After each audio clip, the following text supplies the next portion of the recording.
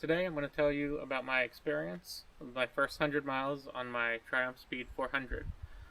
Not only is this the first 100 miles I put on this Triumph Speed 400, but this is the first 100 miles I have ever ridden as a motorcyclist, other than my basic rider course.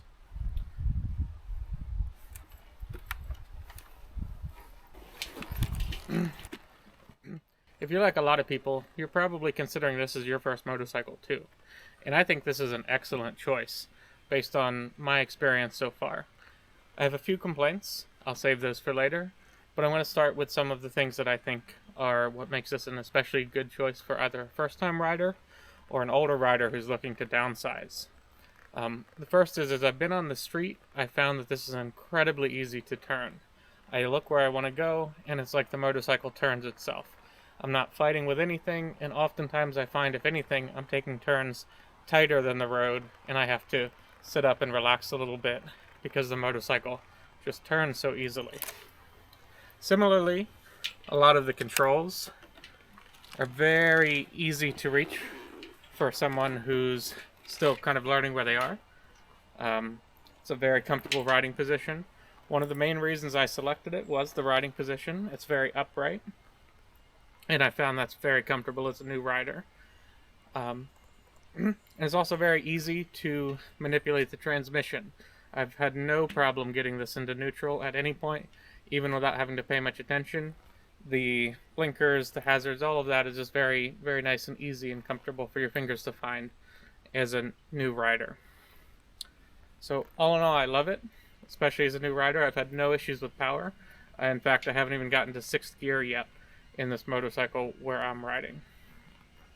A few of the cons are the foot pegs. They're a little squishy. They're fine. I don't have any concern about them, but they don't feel as big and sturdy as some larger motorcycles may. You'll also notice I'm holding my helmet.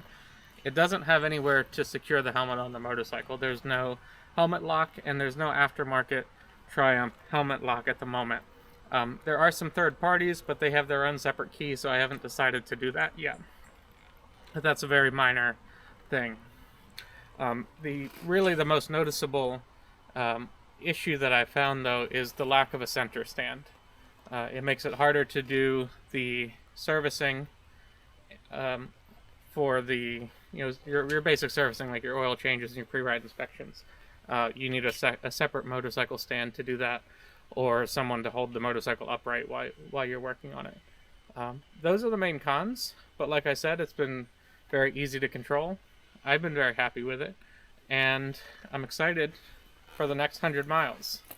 So with that, if you have any specific questions, please drop them down in the comments, and I'll be happy to address them in an upcoming video. And I've also got a few routes planned where we're going to take you along, and we're going to go out on Highway 84. We're going to explore down Pescadero Creek. We're going to go up to Alice's Restaurant. That's a very popular motorcycle destination around here. And the scenic Pacific Coast Highway 1. So I think we're going to have a lot to see in the next 100 miles. So go ahead and join me for the next 100 miles, and we could adventure along together.